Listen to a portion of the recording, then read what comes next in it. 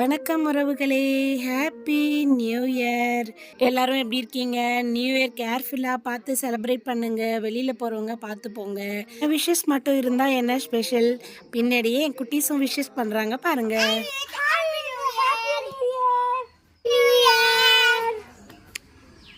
நீங்க படுத்துற நிமிஷம்னால தாங்க முடியலையே. தலை வலிக்குதுரா, தலை வலி.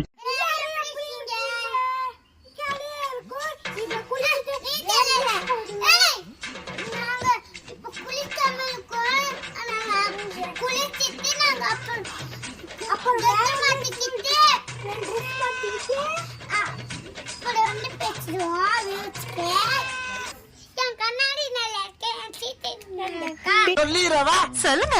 நீங்க ரொம்ப